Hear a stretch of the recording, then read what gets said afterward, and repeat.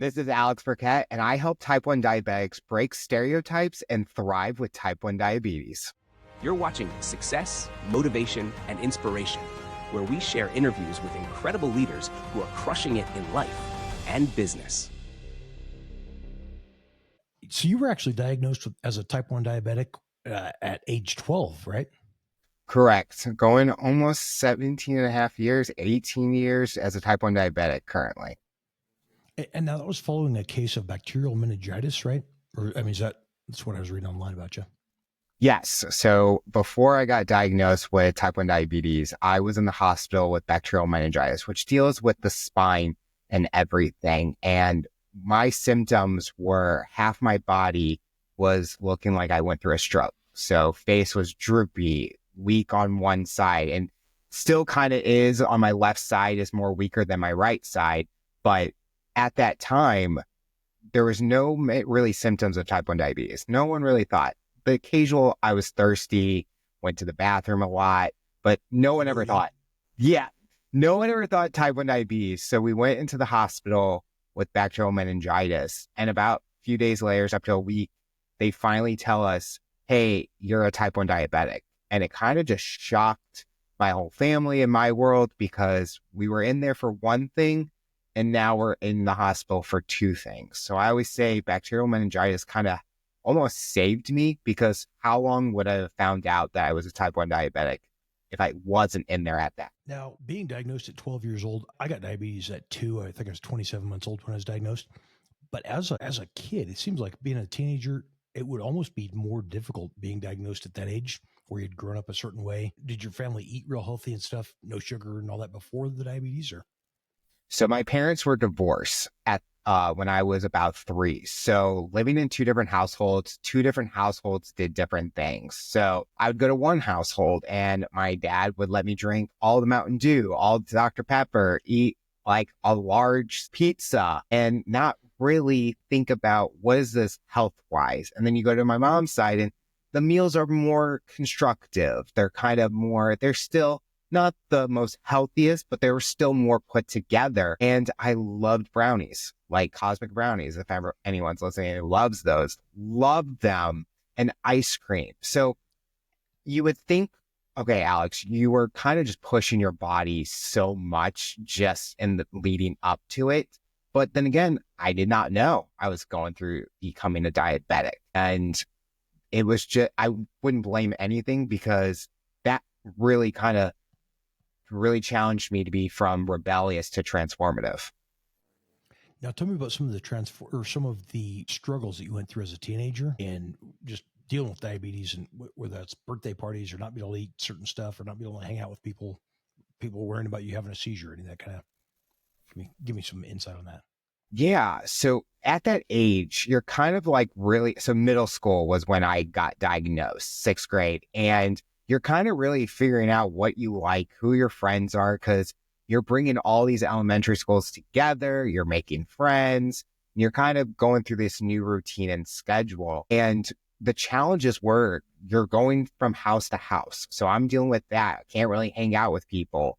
I had a baseball team on one side with my dad's side, but I can't see them. But then I can't see my friends from school because I might be with my dad at the time.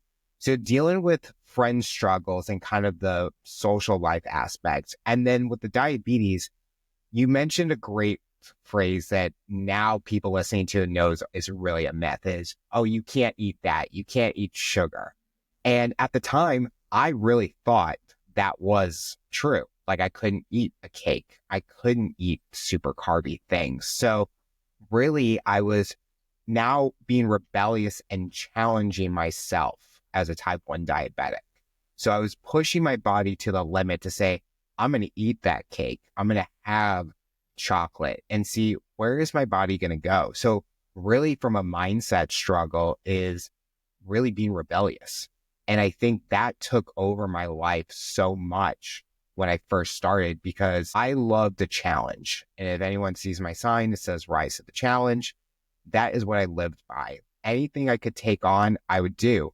That was my challenge, was how far could I push my body to the limit? Now, that's something as a kid, you talk about having having diabetes, when I've been diabetic just over 40 years now, on insulin shots for over 40 years. And that was something back in the day where we didn't have insulin pumps. We didn't have continuous glucose monitors. I got one of the first CGMs that was not a needle. It was a watch you wear that would shock the crap out of you. You'd wear it for a day or so, and it would it ran an electrical signal between the 2 points and measured bioelectric impedance to see what your blood sugar, give you a random guesstimate. It would be within 100, 120 points. Oh, so wow. Again, if it's saying you're 35 or 40, you may be 160, and now you're eating snacks trying to try to take care of itself. But back then, the watching what you eat, ridiculously strict, counting carbohydrates and knowing exactly what your sliding scale was based on the number of carbs in a specific meal. We'd go to a restaurant and we had if I had done my shot, the fast acting insulin, we've got these crazy rapid acting insulins now that back in the day, it was not even Humulin R. It was regular insulin that came from, it was either bovine or pork insulin. So you're taking insulin that came from cow or pig, and talking about maybe 45 minutes for it to kick in. And so if I was going to keep my sugar good, we go to a restaurant. I'm thinking, okay, I'm going to eat a sandwich that's got 2 pieces of bread. Ask them to bring out the bag. Yeah, there's 18 grams of carbs per slice. Better do that with no condiments because I don't want to have any sugar in the whatever is going to be on there. And then trying to guess exactly to the carb what kind of insulin shot I could take, and holding on the syringe. The syringes were marked in 1 unit or half unit increments, and so trying to guess. I mean, now with an insulin pump, you can do tenths of a unit or 0.05, on the mini med stuff. But it's crazy just now how easy it is compared to back then, where you talk about don't eat sugar. I had never, ever drank a can of, like a can of Coke, or you did not eat a candy bar. You didn't, if a kid had a little piece of candy at school, you're going, okay, that's could be 15 grams of carbohydrates in this little chunk of candy. Is that worth an insulin shot? But hey, have you been on a pump your whole life, or have you done the shots? Or So when I first was diagnosed, pumps weren't even a thing back then. It was all the manual injections, and kind of how you mentioned, where really back then you had to really, really calculate because you didn't have the internet. I mean, people weren't researching what's at McDonald's and things like that. My family bought the Calorie King book, and it had every food with the carbs and everything and all these different restaurants. And I would be using that book to kind of say, okay, we're going to Taco Bell. What am I having? So I'd have to basically write down everything, put on a little calculator that was in my diabetes bag, and really say, okay, I'm doing all these units. But nowadays you look at it and you're like, you can research what is on the internet. You can do the nutrition facts, even though the nutrition facts were on there, but a kid at my age isn't really paying attention to a nutrition facts. They're just kind of taking what they're going to eat. They're going to say, oh, that looks like 1 tablespoon. But I would say over time, going to a pump really changed it in a good way. And I always say, I went from injections, went to a pump, went back to injections, went back to a pump. Because the first time I went on a pump, it was steel needles in your body. And if anyone has had the Tandem T Slim, if the needle kinked in your body a little bit, it stopped the insulin flow forever. Like you wouldn't even know until your blood sugar just skyrockets because you're realizing, oh, you didn't have insulin at all. And I was like, nope, I can't do that anymore. I was like, I'd rather go back to manual injections and do that. After a while, I was like, manual injections were just getting tiring. And I was like, I want to go back on the pump. So I went back to the T Slim, but they came out with plastic needles that didn't kink, so they say. But I didn't have a bad experience. And now I'm currently on the Omnipod because I am an athlete. I love doing Tough Mudders. I love doing sports, outdoor activities, hikes. And having the tubing was just painful because if anyone has experienced it, you connect it to one of your door hooks and it just rips out of your body. Yep. That wire that he's wearing would connect to something, rip it out, and then you're like, oh, I got to replace this now.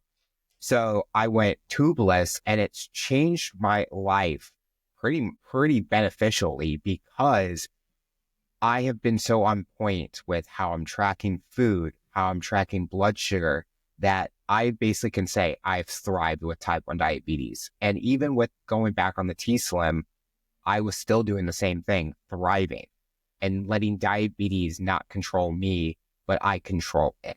Now, you mentioned your transition from frustration to empowerment. What was it that really set you on that path where you started? I mean, now you're teaching and inspiring others and doing coaching, helping people to get over, not be so weighed down by type 1 diabetes. How did you make that shift? So the rebellious stage was leading up to when I graduated college, because college is one of those where you're kind of really figuring out who you are in a different avenue. And I was still challenging myself. Once I graduated and I moved out of my parents' house and living on my own, living hours away, I knew I had to make a difference, because my parents can't drive an hour and 30 minutes and speed just to get to me, or I would just have to call 911. So I knew, from a health and fitness standpoint, from a nutrition standpoint, from a diabetes management, I had to get it under control. So I started to eat healthier. I started really going to the gym even more.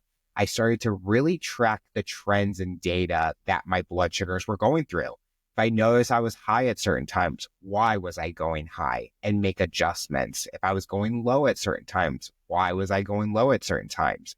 The data and tracking was so important, because it helped me be even better as a diabetic and really get my management under control. So that really turned the transformative. And each year you learn something new. With the change in people's routines, you adjust. You just don't let the diabetes just take over just because you change the routine. Different jobs have stress that leads to diabetes changes. Relationships, sports, jobs, anything you can think of plays a factor. You just have to keep focus on the task at hand and make sure that you're going at it with 100% confidence, like you've been doing prior to that change. Now, without being a licensed nutritionist or an endocrinologist, how do you, I mean, I understand living with it is massive. We've talked about that before the show. Living with it and being able to be, like you talked about, being a multi-sport athlete and competing. But how do you get over the legal challenges of, have you had anybody wanted to sue you for advice that you'd given, or a bad choice that they had made? So as a coach, I'm more focused on the accountability and from a mindset standpoint. We utilize the tools that we utilize each and every day. So anytime we're talking, if you have to really make a huge adjustment to insulin ratios, you're going to obviously talk to your medical professional, because I can't prescribe anything. It's more of lifestyle coaching, mindset coaching, accountability coaching. Because with diabetes, you have to be accountable for your actions. So when are you taking your insulin? When are you doing your pre-bolus? From a lifestyle coach, we're going to talk about things that I've done that maybe you can relate to, or something you've done that I can relate to, and how did our lifestyles work with diabetes? And from a mindset, we're going to teach tools that have helped be able to stay focused and not let you have diabetes take over your life. So from an endocrinologist standpoint, they're not someone that's living with it. Diabetics nowadays get the best advice from other diabetics. You wouldn't see people researching through social media, following accounts. Think about, if you are a diabetic, are you following an endocrinologist? Or are you following a person that has type 1 diabetes that you like to learn from? That should be a key thing, is who are you following? Because no diabetic is probably following their endocrinologist on. Well, and that's a good tip that we talked about again before the show got live, or before the show started. But if you are watching this as an endocrinologist, as a nutritionist, as somebody that's in that profession, it would be cool to see somebody that's putting out stuff on social media where you're racing, you're lifting weights, maybe you're bike racing, maybe you're doing, you talked about your Tough Mudders and stuff. That might be a great thing for somebody watching this show right now that's trying to gain clients, is to collaborate with somebody like Alex and really share that this is a day in the life. This is what I recommend.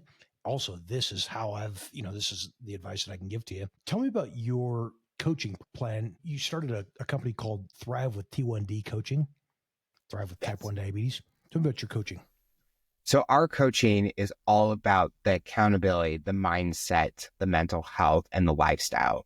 We want to be able to take your current lifestyle, but enhance it where diabetes isn't controlling it. A lot of people that come to us, it's more focused on, I can't balance my nutrition. I can't balance my blood sugar management. I'm going high when I'm doing workouts. I don't know why I'm getting sudden spikes at certain times of the day. And we want to be able to look at what areas can we change and make the small adjustments, because a lot of diabetics, they have this big goal. I want to be in time and range at 90%, or I want my A1C in the 6 or 7s. But then we look at what are they doing and why they haven't gotten there. We can take those struggles and adjust them so they don't feel like a burden anymore. You'll look back after a week, a month, 3 months and be like, wow, why couldn't I have done that earlier? Why couldn't I have done that sooner? And how I talked about going from rebellious to transformative, I look at the last 6 to 10 years and I say, why could I have done that starting earlier than that? And now it's the time to really take advantage of it, because you have families that are having kids with type 1 diabetes. They have to be educated also. So we educate parents also with their child to be able to say, what are you doing in your household that can help the child feel more confident with type 1 diabetes? How can they feel more independent? Even if they're 3, 4, 5, 6, 7, or 8, a 3-year-old's not going to be able to do it themselves. But when they grow up and they see what they're able to accomplish, they're going to be even more confident with it. Tell me about Thrive with T1D Coaching and how the actual program works. Is that something where they get on video calls with you? Is that a course they go through? Yes. So it is a 3-month program, 12 weeks, where we do 1 weekly coaching. So each week we are always getting on call to go over what happened last week. What were the highs? What were the lows? What do we need to change? But we give them the education tips and documents and challenges each week, because as diabetics, as something that's helped me, challenging myself and really learning and educating helped me become even more powerful as a diabetic. So we're giving those same tools. We're helping them with recipes. We're trying to help them feel like they don't have to eat very basic, but they can be creative in the kitchen. When it comes to workouts, creating that workout plan that helps them really manage their diabetes, but they also reach their goals when it comes to fitness, but also making sure that we're on track with their goals. So whatever they plan for the 3-month goal, we are working each week to get to that. So it's always on call, so they can reach out to me at any time. I'm always there to be their support, because if they're feeling great, I'm feeling happy for them, because now they're going to be able to thrive with type 1 diabetes. This interview is sponsored by Newswire magazine. We celebrate the entrepreneurs and thought leaders shaping the future. Those who don't just adapt, but innovate, who inspire others to think bigger, lead boldly, and create lasting change. Only a select few are featured in Newswire magazine. And for those who earn a place on the cover, the opportunities are unmatched. Your story shared with a global audience, your achievements celebrated on national billboards, reaching millions. Every leader has a story. Every vision deserves a platform. Who will rise to the top? Stay tuned. You're witnessing greatness unfold.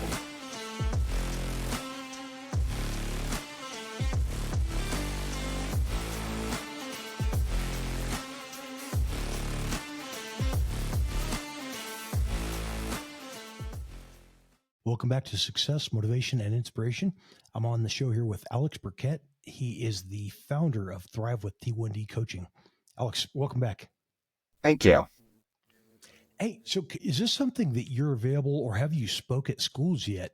I know that's a big thing with the pep rally and conferences and stuff, where you get a lot of kids are diabetic.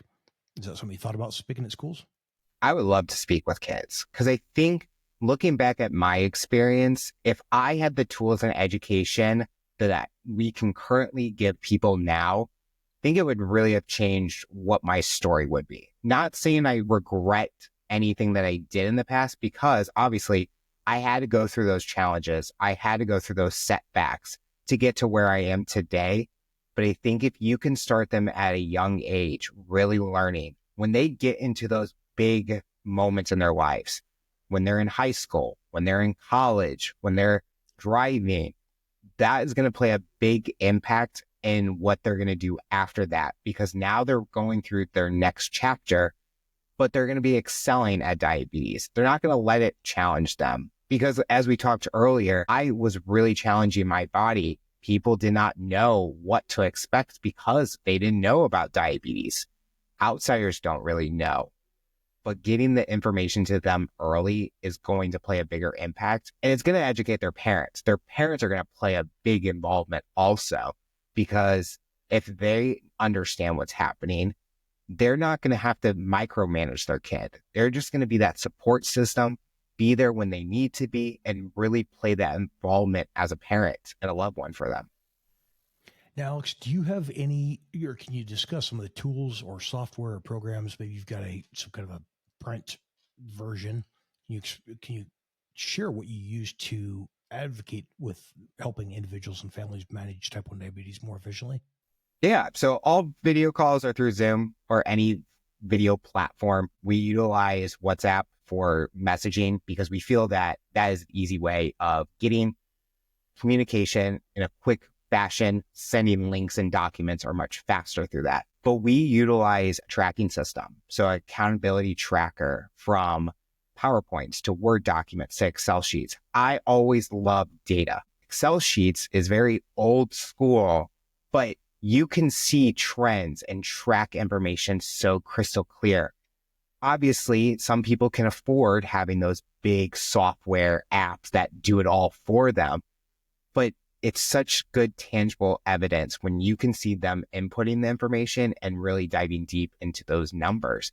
But I also created PDF documents that really has them journaling. They have the education. They have the platform to really take notes when they're reading the documentation also. So it might sound like I'm very old school with it, because we do have the apps that really utilize like my sugar, because that can give me insight onto their blood sugar. Similar, if you were a diabetic back then, you're writing in your little journal what your blood sugar is. We're still doing that, but in an app form. And then also communicating with your Dexcom, Libre, all the different CGM tools. We're also looking at that data also. So we really hone in on the data, because when you reflect on it, that's where the adjustments happen. That's where you can really understand what's been happening.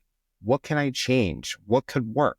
So we really do a lot of old school techniques. Now, as you continue to expand this and gain more clients, and when you get busy enough, it makes it real hard to give the dedicated one-on-one training. Is this something in the future you plan to launch a app that integrates the emotional health, mental well-being, along with managing type 1 diabetes? Percent. The bigger we get, the better that we have to get for our clients, because we want them to see us as one of the top premier coaching in diabetes, because they see the passion that we have for it.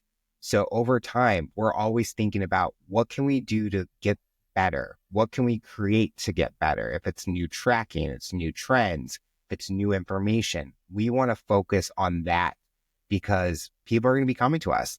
You're going to get word of mouth. You're going to find new marketing tools and everything to get out there. So we have to evolve and transform, as I like to say. Now, two-part question here. How do you address the mental and emotional aspects of living with chronic condition? And also, do you deal with other chronic conditions besides type 1 diabetes? So we don't work with anyone outside of type 1 diabetes yet. Over time, we're thinking that we could go into the type 2s, because type 2 diabetics have similar. They're not exactly the same, because they're going through different challenges from insulin resistance, where type 1s is we have an autoimmune disease that we aren't really resisting insulin because we don't produce it. But with getting more with the mental health aspect, I think it's always about what is your lifestyle like? I think a lot of diabetics, they look at their lifestyle and they're like, I can't do it because of this. Well, that's a mindset thing. That's why I always say it's not about the physical aspect, because everyone will take their blood sugar. They'll take insulin because they know that they have to do it to keep themselves alive. But how they do it, when they do it, why they're doing it, that's the important part. So we really talk about the accountability and the lifestyle changes.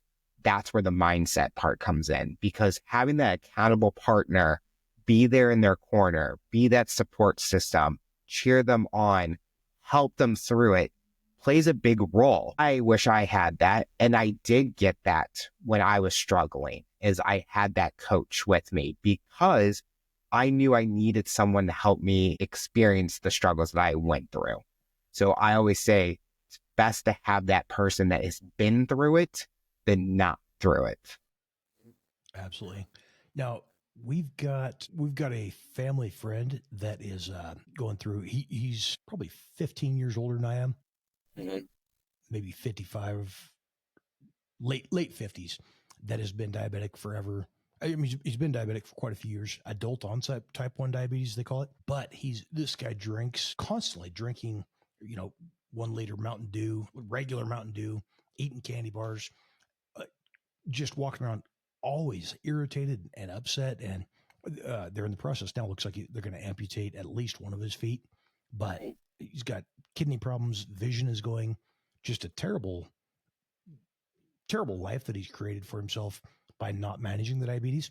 But as I was talking to him one day, we were working on a project, and I was going, man, there's so much you could do. Getting on a pump, getting on whatever, just starting to control it. I wasn't on a pump at the time, but just said, man, just controlling your sugar could make it so much better. And he said every day, just trying to get out of bed, he's trying to decide whether to put a pistol in his mouth or not, because his sugar's been running over 600. So when he tests his blood sugar, because it's off the chart, the thing just reads high glucose, never can get it down under where it's low enough. And when he does, he gets too low, passes out, has the embarrassing thing when you have a seizure, pee yourself, whatever. So he just decided, let it run over 600, and then he doesn't have a seizure. Do you ever work with anybody like that that's just so far just going, screw this, I am so sick of my life? Or is it more folks that are really trying to do better? It's a little bit of both, because sometimes people think that they're at their end and they're like, I don't know what to do. I've tried it all, or they haven't done it. And there's something in their lives that's really saying, I need to make a change now, because if it gets worse, something worse can happen. And I always say it goes back to, it's always about the mindset, because like your friend mentioned, like he's having those mindset thoughts of giving up, not caring. So if there's ways that we're able to change small steps, it's not like we're tanking them and trying to say, you're going to get to A to B, this large goal in 1 week, because we know that's not going to happen. The small goals will get to those larger goals where he'll now feel even more better. He'll have the energy. He'll have a better mood. So really, we work with all types because it's better that way. You'll get to see from all different point of views what people are going through, because this day and age, you have the adults that have had it for so long, or they got it later in life, and they're like, I'm 40 and I don't know what to do now. I've gone through all these years. Or you have the young adults that I got it when I was 5, I've lived with it, but it's not fitting into my lifestyle and routine. So as I say, rise to the challenge. Every person I've worked with, I rise to the challenge to help them become better and thrive with type 1 diabetes. Now, give me a specific result of a specific story of a client that you've worked with, coaching them, where you've helped them to change their mindset or outlook on life. I think the biggest one is this individual. She was going through challenges, and the biggest worry was A1C. I think a lot of people utilize that A1C number as that's the only number that matters. Is if I'm not hitting that number, I'm not going to be in range. I was a person that was in the 7s, but my time in range was very good. But sometimes you can't look at that. So what we did is we took her lifestyle routine. She worked a lot. She liked to go out. And we just make adjustments to when did she do her pre-bolus? When did she take insulin? What did she eat? And kind of played around with it. She was able to get her time in range in a better result. She was able to get her A1C down. She felt more powerful, more confident. And that was the goal. We want them to feel more confident in what they were doing, because now she can go out there and say, I don't have to worry about it. I know how I manage my diabetes now is not going to play in a factor because I'm controlling it. It's not controlling me. What advice do you have for someone who has recently been diagnosed with type 1 diabetes, or who has a kid who's struggling with type 1 diabetes right now? If you are a type 1 diabetic network, reach out to people who have type 1 diabetes, because you want to build that network system, build that education, follow the people on social media that are producing content and videos that you connect to. Maybe it's something that they talk about. Maybe it's their lifestyle, or maybe it's their entertainment factor. Really get involved with that, because then you're going to start learning their tools and their techniques, and you can get right on the right road right away. And everyone's going to have those setbacks. Like, there's no perfect diabetic out there, but you can start making the small steps towards the life that you want to live with it. Parents, I would do the same thing, because I have a lot of parents that follow me because they connect to how I speak. Like, how do I talk about diabetes? And I share the vulnerability and what I learned from it. Parents will learn it and be able to utilize it with their kids, depending on the age, but connect with those individuals that have type 1 diabetes and ask questions, get involved with them, work with them, because it's a group effort. Parents play a big role. And I look at my parents.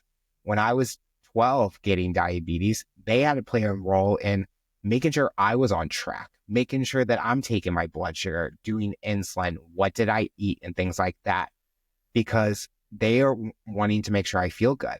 They don't want me to be in the hospital every week and be worried about what's going to happen next if I don't wake up from a low blood sugar. So parents play a big role in addition to the individual with diabetes. And that was going to be my next question about, is how could parents help support their kids? What are your future goals for Thrive with Type 1 Diabetes? What are your future goals for Thrive with T1D Coaching, and how do you envision expanding its impact? The goal is to go international, really going with diabetes across the world, because the diabetes community is probably one of the best communities out there. And I've connected with people, even on my podcast, Rise to the Challenge podcast, I've connected with diabetics all over the world. And just in the short amount of time I talk with them, it's like I know their life story. I've been through their struggles with them because I can relate. But really helping people internationally and just growing and continue to help every diabetic, because millions of diabetics get diagnosed a year. So there's so many people that can utilize the information, utilize the content, utilize the accountability to become even better with type 1 diabetes. So it's really expanding and continue to help, because even the parents, we want to help them too. Are there any projects or future upcoming events that you're going to be speaking at or anything like that where you can get connected? Nothing yet. I love to have the opportunity to go to speaking more, speak at JDRFs, ADAs, all these galas, because I think it's one of those where my story with rebellious to transformative, people may not understand it, but when they hear it, they're like, I went through that same thing. I think people really getting vulnerable and talking about the hard truth that they went through and being rebellious and challenged, I think a lot of people can relate. So that is a goal, is to speak more, because I love it. I host a podcast. I love speaking to people through that platform, speaking through people on a platform on social media. I think it could benefit so many people. Let's get connected after this. I'd love to be a guest on your show if you're interested in having me on. Definitely. And, also, I would love to, Newswire Magazine, we host events all over the country, doing them right now in Florida, Texas, and Colorado. Florida, Texas, and Colorado. We've got another one coming up, I believe, on Wakiva Island. It's gonna be a pretty cool event. That might be something where you come out and not only speak to an audience who's hungry to learn about, overcoming adversity and stuff, but also end up with some really high quality video footage that you could integrate once you get your website set up and stuff. Are you interested in doing events out of state? Yes, because I think being able to make an impact anywhere is so important. There's people, like you mentioned, overcoming adversity. My story is signature to diabetes, but the tools and techniques that I went through, someone can relate through if they're going through something else that they're going through, or how I dealt with mindset going through my battles. They can take those same techniques and utilize it in their lives also. So it's a way that a lot of people, even with chronic illnesses, we can connect with each other in multiple different ways, even though we're not going through the same thing. It's those tools and techniques and that kind of community aspect. And this has been an incredible interview so far. We have got our target audience here on Newswire Magazine are authors, entrepreneurs, motivational speakers, podcast hosts, leaders who are already crushing it in life and business. But we know, pretty much everybody knows somebody who's diabetic. We've got a friend, family member, kid, somebody who's struggling with it. If you're either one of those people that have got a friend or family that they're trying to connect or trying to help, or if you're recently diagnosed with diabetes, or maybe you've been diagnosed for a long time and you're at that point where, like our friend who's going, man, this sucks. I am so fed up. They're talking about amputating my feet. What advice do you have as far as mindset to be able to look at that and be able to improve your situation mentally? I think the biggest thing from a mindset is staying calm. Think about what do you want to focus on and start with one thing at a time. Think about when you write a goals list and you write down 20 things and you're trying to accomplish all 20 things at once. It's not going to be possible at all at the same time. But think about with your diabetes, what are the top 3 struggles that you might be going through or that individual might be going through? And start tackling one at a time, because you'll realize when you tackle one item, it will play a factor in the other 2 items also. When someone thinks about their goals are lowering their A1C, being better in time and range, have better blood sugars when they're after work, all 3 of those items deal with one common thread, which is blood sugars. So if you tackle one of them, which is blood sugar management after work, you're going to start lowering your A1C, you're going to have better time and range, and you're now hitting all 3 of those at once, taking care of one item. So if you start thinking small goals, they're going to start connecting.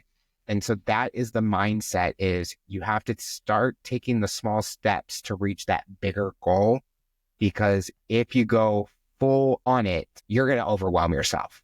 You're basically now going to go backwards with mindset. And that's what I've done. That's what has excelled me to where I am, is I think about what can I change today that will make a bigger difference tomorrow. This has been Alex Burket with Thrive with T1D Coaching. And it's been great having you on the show, Alex.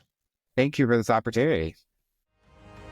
Thanks for watching Success, Motivation, and Inspiration. This episode was designed to help you level up. See you next time.